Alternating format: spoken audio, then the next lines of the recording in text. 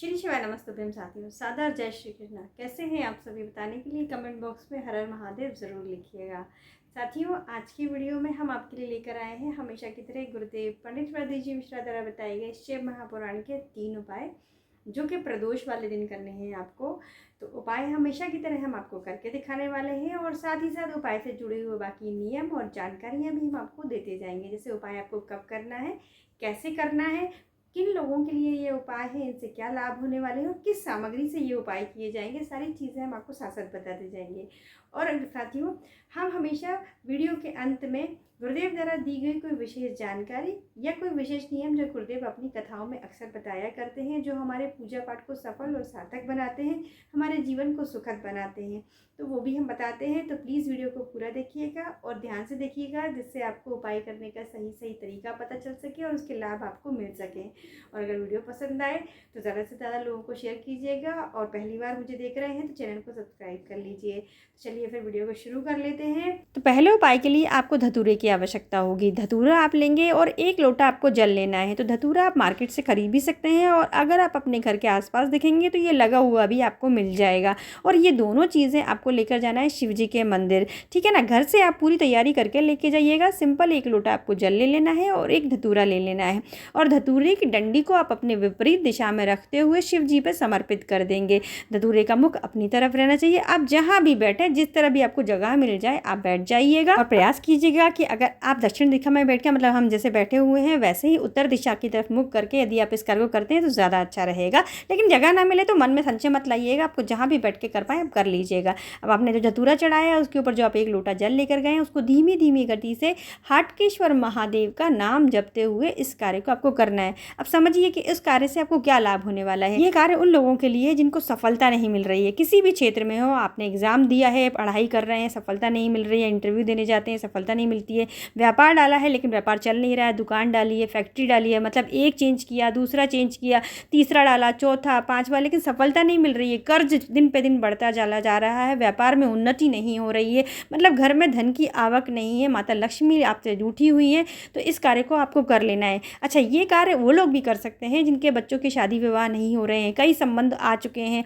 बेटा बेटी आप देखने भी जा चुके हैं, कई लोग देखने भी आ चुके हैं लेकिन संबंध नहीं हो पा रहा है, तो ये कार्य वो लोग भी कर सकते हैं। तो आपने जो धतूरा चढ़ा दिया उसको आप कुछ देर तक चढ़ा रहने दीजिए और हाटकेश्वर महादेव का नाम आप जपते रहिए और उसके बाद में कुछ देर बाद आपको वो धतूरा अपने घर लेकर आ जाना है। बस इस कार्य को आप एक दिन प्रदोष के दिन प्रदोष काल में करेंगे। प्रदोष के दिन प्रदोष काल में आपको कर लेना है। तो बस आपका जो कार्य मनोरथ अपना रख कर इस कार्य को आप करेंगे तो आपकी मनोकामना अवश्य पूर्ण कर देंगे महादेव। विश्वास रख के इस कार्य को आप कीजिएगा। अब बढ़ते हैं हम अगले उपाय की तरफ। अगले उपाय के लिए आपको कहीं जाने की आवश्यकता नहीं है, ये अपने घर में ही किया जाएगा ये उपाय। तो इसके लिए आपको एक शमी पत्र चाहिए होगा। हम दिखा रहे हैं आपको, शमी पत्र ऐसा ही होता है और ये टूटा हुआ नहीं होना चाहिए, यानी कि आप छोटा सा पत्ता की तोड़ लें, आधा तोड़ लें, नहीं, पूरा जैसा हमने आपको दिखाया बिल्कुल पूरा ऐसा ही लेना है। और आपके घर में जैसे भी शिवलिंग हो, पाषाण के हो, नर्मदे शिवलिंग है, कुबरेश्वर धाम के शिवलिंग है, लकड़ी के हैं, पाषाण के हैं, सोने के हैं, चांदी के हैं, कांच के, जैसे भी शिवलिंग आपके घर में है उसी शिवलिंग के ऊपर आपको प्रदोष के दिन प्रदोष काल में शमी पत्र समर्पित कर देना है। और वहाँ पर आप जैसे पूजन करते हैं, दीपक वगैरह लगाते हैं, वो आप लगा दीजिएगा। और फिर रात को 9:15 बजे, मतलब प्रदोष के दिन ही आपने प्रदोष काल में शमी पत्र चढ़ाया और 9:15 बजे आप इस शमी पत्र को उठाकर अपने पास रख लेंगे। और ये कार्य आप अपनी मनोकामना को बोलते हुए करेंगे। जैसे पहला वाला उपाय है वैसे ही ये भी उपाय है अपने कार्य में सफलता के लिए, मतलब कार्य सिद्धि उपाय है ये। आप शमी पत्र आप अपने पास रखेंगे तो ये कार्य 4 से 5 प्रदोष यदि आप करेंगे तो आपका जो भी कार्य रुका हुआ है वो कार्य हो जाएगा, आपको सफलता अवश्य मिलेगी। अच्छा, और ये शमी पत्र आप जब उठा के रखेंगे तो 4 से 5 शमी पत्र आपके पास इकट्ठा हो जाएंगे, तो आपको आराम से इसे कागज़ में, पेपर में लपेट के आप इसे रख लीजिएगा और रखते जाइएगा। और फिर जब उसके बाद में आप जिस कार्य के लिए आपने ये कार्य किया है, मतलब शमी पत्र आप इकट्ठा कर रहे हैं, तो आपको अपने साथ में इस शमी पत्र को अपनी ऊपर वाली जेब में, अगर लेडीज़ लोग कर रही हैं, महिलाएं कर रही हैं इस उपाय को, तो अपने साथ में इसको अपने पर्स वगैरह में अच्छे से तसल्ली से आराम से स्वच्छता के साथ में इसको अपने साथ में वहीं लेकर जाना है जहाँ जिस कार्य के लिए आपने इस उपाय को किया है। तो 3-4 शमी पत्र आप चढ़ाएंगे, हमारे ख्याल से प्रदोष में अगर आपने कर लिया तो आपका ये कार्य आपको सफलता ज़रूर मिल जाएगी। बीच में यदि हो जाए आपका तो जितने शमी पत्र इकट्ठा हों आप उतने ले जाइएगा, और कार्य होने के बाद में शमी पत्र आप अपने पास रख भी सकते हैं और इन्हें विसर्जित भी कर सकते हैं। तो आशा करते हैं हम आपको अच्छे से समझा पाए हैं। अब बढ़ते हैं हम आज के अगले उपाय की तरफ। अगला जो उपाय हम आपको बता रहे हैं, इस उपाय को आप कर ही लीजिएगा, क्योंकि ये उपाय जो है वो सभी कार्यों को सिद्धि के लिए है। ये आप परीक्षा देने के लिए जा रहे हैं या आप परीक्षा दे चुके हैं, आपका रिजल्ट आने वाला है, आप कई सारे कार्य कर चुके हैं लेकिन सफलता आपको नहीं मिल रही है, मतलब व्यापार वगैरह आप कई सारे बदल चुके हैं, आपको सफलता नहीं मिल रही है, घर में धन की आवक नहीं है, शादी विवाह नहीं हो रहा है, कोई काम बहुत ज़्यादा अटका हुआ है जिसके लिए आप बहुत परेशान हैं, मतलब आपको धन संपत्ति से संबंधित परेशानी है, घर में लड़ाई झगड़े होते हैं, शारीरिक परेशानी नहीं है, मतलब आप बुरी तरह से परेशान हैं, तो इस कार्य को आप ज़रूर कर लीजिए। और उसके लिए आपको क्या चाहिए देख लीजिए। बेलपत्र लेनी है आपको, तो सुंदर सी बेलपत्र लीजिएगा, टूटी फूटी कटी फटी बेलपत्र नहीं होनी चाहिए, और अपनी गद्दी से नाप के लीजिएगा, छोटी नहीं होना चाहिए उससे, या अपनी उंगलियों से नाप लीजिएगा और पीछे का टूट तोड़कर लीजिएगा। तो 5 बेलपत्र ले पाएँ तो ठीक है, नहीं तो 1 बेलपत्र से भी आपका ये कार्य हो जाएगा। और एक लेना है आपको शमी पत्र, और साथ में लेना है थोड़ा सा गुड़ और थोड़ी सी मूंग के दाने। जो भी आप सामग्री लेंगे अपनी खुद की होना चाहिए, किसी से मांग के मत लीजिएगा। और 1 लोटा जल।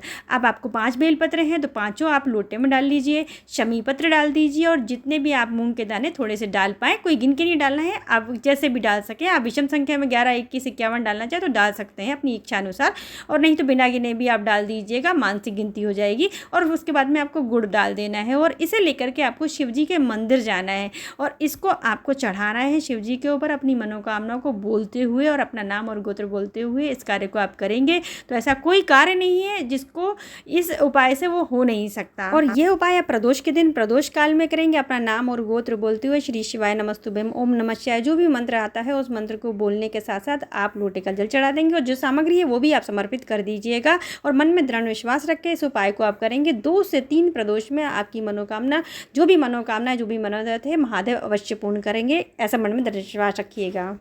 ये थे वो उपाय जो गुरुदेव ने हमें प्रदोष के दिन करने के लिए बताए। साथियों, हम जो भी उपाय बताते हैं गुरुदेव की कथा को अच्छे से सुनकर समझकर आपको बताते हैं, और आशा करते हैं हम आपको उपाय अच्छे से बता पाए हैं। लेकिन अगर ये उपाय से संबंधित कोई प्रश्न आपके मन में आता है तो आप हमें कमेंट बॉक्स में पूछिएगा, हम उसका उत्तर आपको ज़रूर देंगे। और इसके अलावा भी यदि आपके साथ में कोई समस्या है जिसका आप उपाय जानना चाहते हैं तो भी आप हमें कमेंट बॉक्स में लिख कर भेज सकते हैं, हम अपनी वीडियो के माध्यम से उसका उपाय आपको बताने का प्रयास ज़रूर करेंगे।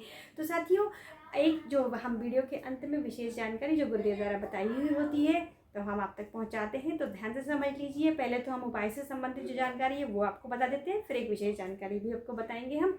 तो साथियों, जो आपको उपाय करना है उसके लिए आप जो भी सामग्री लें खुद का लीजिएगा, और बेलपत्र प्रदोष के दिन नहीं तोड़ी जाती है, इस चीज़ का आप ध्यान रखेंगे। मतलब सोमवार प्रदोष के दिन और शिवरात्रि के दिन बेलपत्र नहीं तोड़ी जाती है, इस चीज़ का आपको ध्यान रखना चाहिए। तो आप मंदिर से पहले ही जाकर ले आइएगा, क्योंकि ये प्रदोष काल में करने हैं। और प्रदोष काल क्या होता है वो भी समझ लीजिए। सूर्य अस्त से 45 मिनट पहले और 45 मिनट बाद का जो टाइम होता है, मतलब जो 1.5 घंटे का टाइम होता है, वो प्रदोष काल कहलाता है। तो शाम के टाइम आप उपाय करेंगे तो जो भी सामग्री आपको इकट्ठा करना है आप पहले ही कर लीजिएगा, और किसी से लीजिएगा मत, खुद की सामग्री से ही आपको उपाय करना होते हैं। और जब भी हम उपाय करते हैं तो हमें प्रयास करना चाहिए शिव जी की आराधना पूजन आपको जैसी आती है वो भी हमें ज़रूर कर लेना चाहिए।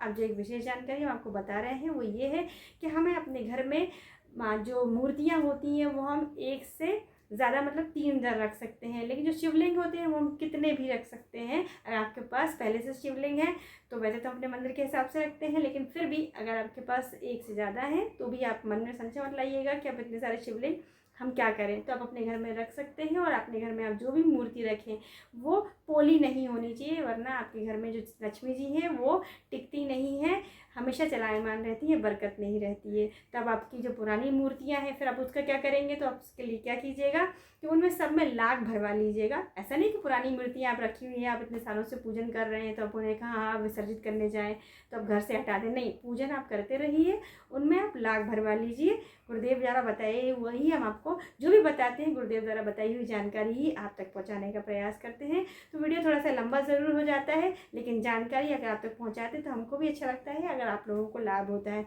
यदि आपको इन जानकारियों से कोई लाभ होता हो तो हमें कमेंट करके ज़रूर बताइएगा, जिससे दूसरे लोग भी इन जानकारियों का लाभ उठा सकें।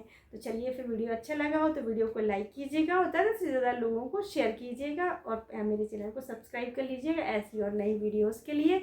चलिए फिर मिलते हैं अगली वीडियो में अगले उपाय के साथ। तब तक के लिए अपना और अपना ख्याल रखिए। सादा जय श्री कृष्णा, श्री शिवाय नमस्तुभ्यम।